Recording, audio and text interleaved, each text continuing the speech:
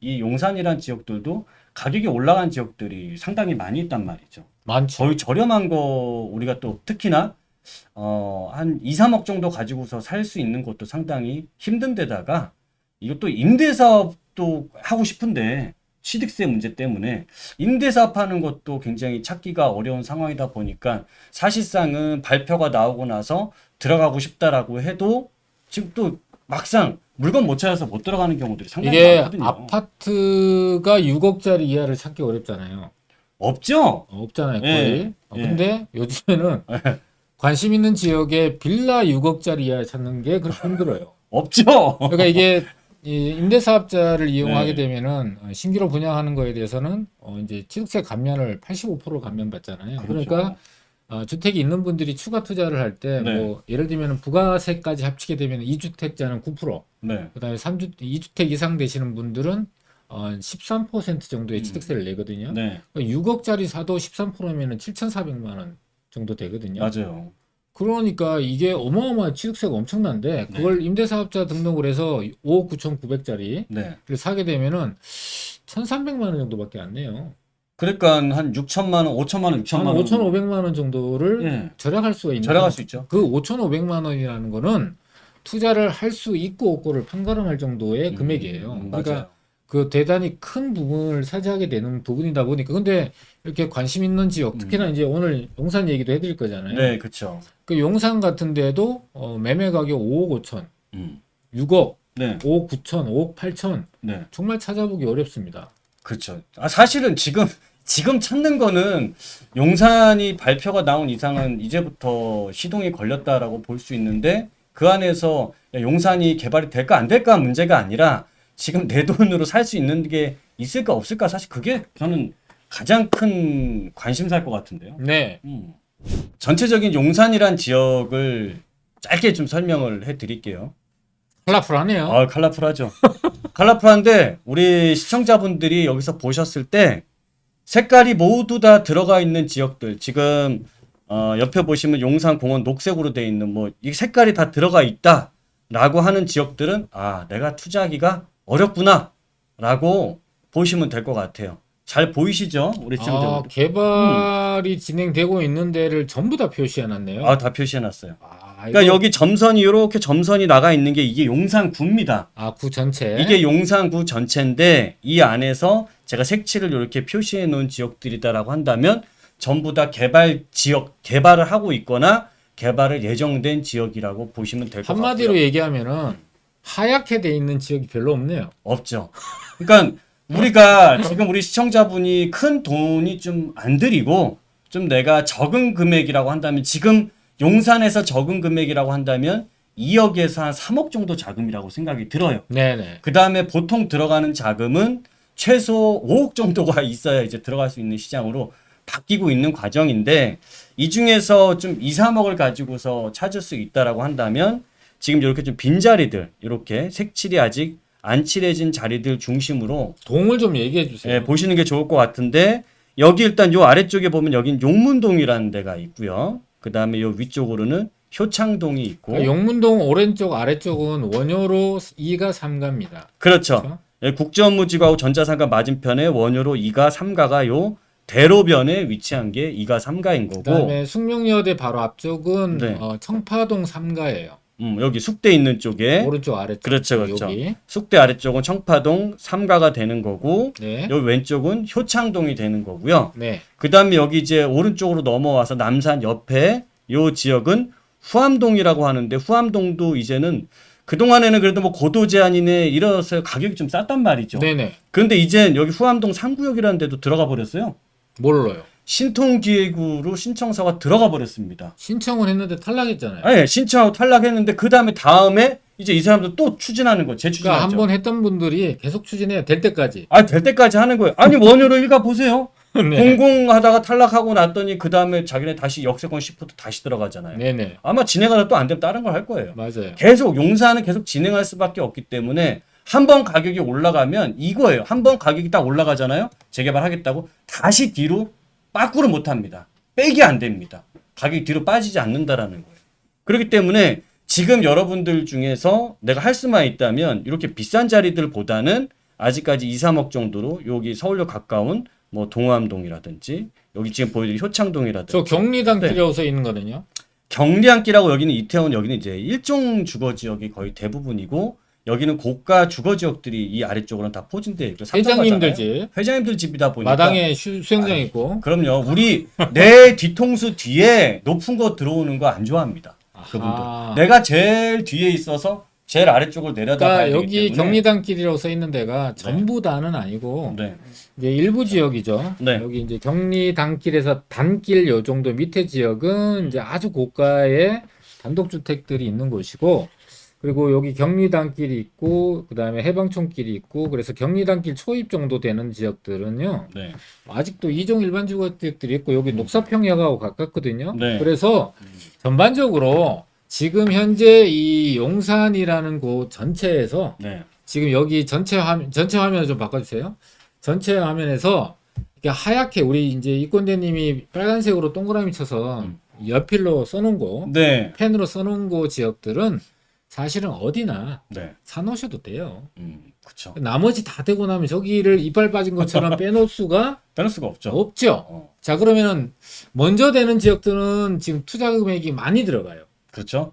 뭐 5억, 7억씩 네. 들어갑니다. 빌라 하나. 여기 한남 뉴타운은 23억 정도 하니까 전세 3억 빼면 19억 정도가 필요하거든요. 네. 25억이에요. 그래요? 또 네. 올랐나요? 네. 네. 어쨌든 그래서 지금 현재 이 화면에서 보여지는 색깔 칠해진 곳들은 상대적으로 이제 투자를 하신다면 아파트가 될 확률이 되게 높아요. 네. 그냥 여기는 사면 돈 비싸게 주고 샀지만 시간이 좀 필요해서 그렇지 아파트가 돼라는 확실성을 갖고 있는 거죠. 네. 반면에 하얀 지역들은 현재 개발구역이 될지 안 될지 모르는 불확실성을 갖고 있다 보니까 지금 현재 투자 자금이 훨씬 적게 들어가요. 그렇죠. 근데 보시다시피 색깔이 안 칠해진 데보다 칠해진 데가 절대적으로 많으니까 그렇죠. 저렇게 특별하게 회장님들 한다거나 네. 또는 상권이 형성돼 있거나 이런 데를 빼고는 전반적으로 여기만 해주고 저기는 안 해줄 수는 없거든요. 시간이 지나면 여기 해준 다음에 그 옆에 붙어 있는 지역들은 전부 다 개발이 될 가능성이 매우 높다. 그런데 지금 현재 내가 우리 시청자분들 중에서 준비하거나 계획하고 있는 투자 자금이 네. 현재 개발 구역으로 지정된 데를 투자할 수 없다라면 포기하지 말고 1년 뒤에 후회하고 2년 뒤에 후회하게 될 거예요. 이거는 벌써 3년 전에 투자했던 분들은 지금 3년 전에 투자를 계획했다가 결정을 안 하시고 행동 안 하셨던 분들은 후회하고 계시죠. 2년 전에도 그리고 1년 전에도 용산을 투자하려고 했던 분들이 결국은 어떤 이유에서든 안 하기로 결정을 하고 못 하기로 결정을 하고 1년이 지나서 현재가 돼 보니까 네.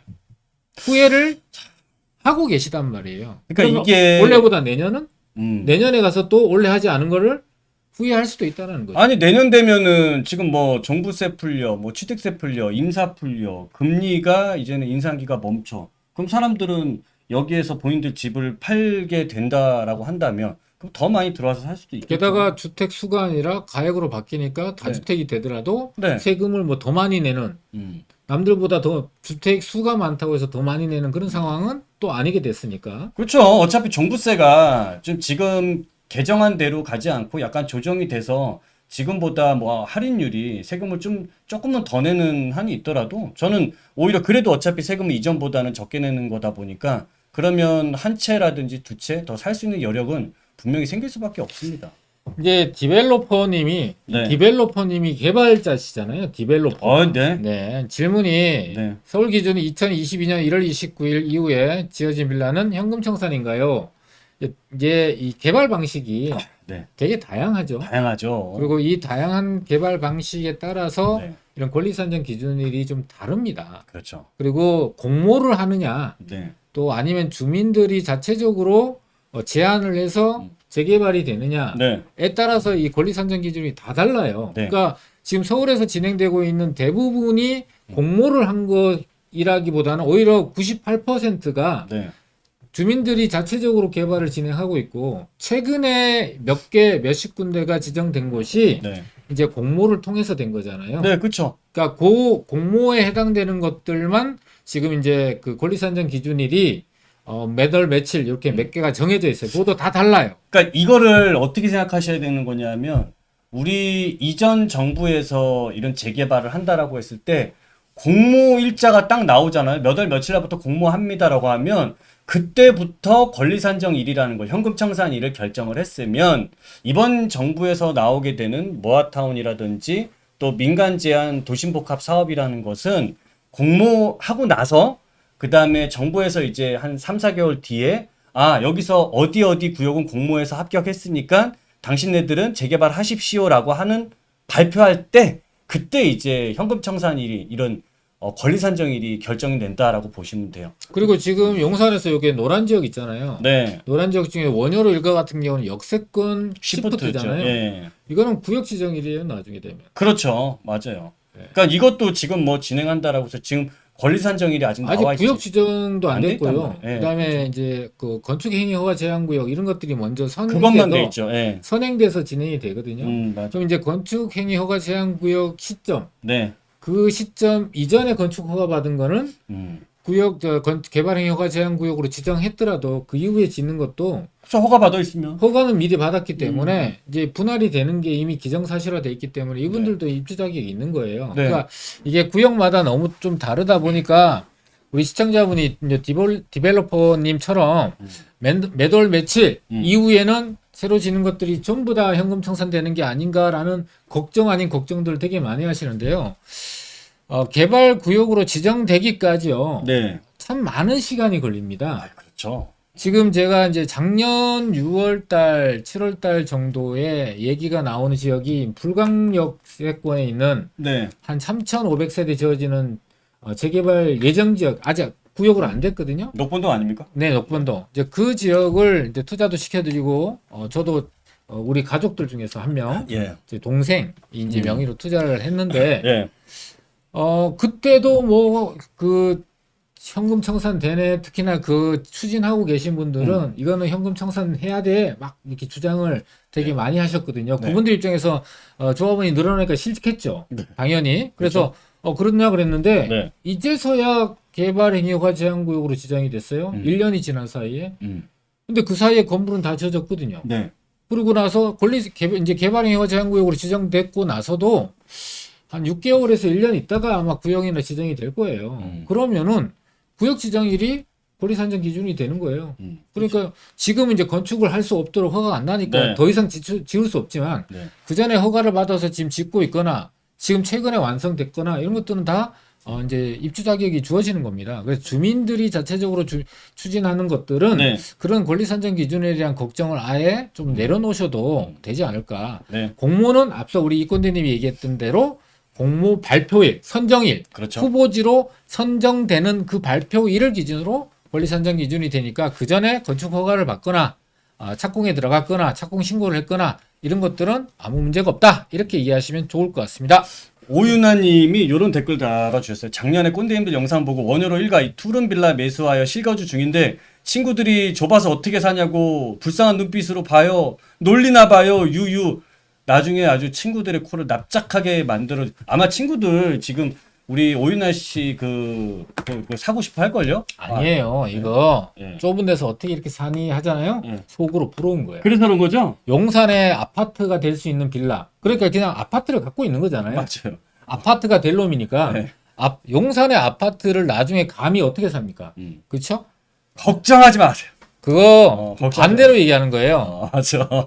반어법이라고. 맞아요. 야, 거기 좁은 데서 어떻게 살아? 속으로 어우 부러워. 나도 저거 샀어야 되는데. 요거거든요. 아니 그렇잖아요. 최근에 전기차 타고 다니시는 분들 전기차 되게 부러운데 야 전기차 한번 불나면은 야 불도 안 꺼진다더라. 이런 얘기랑 똑같은 거예요. 전기차 산다고? 자 1시간 20분 됐습니다.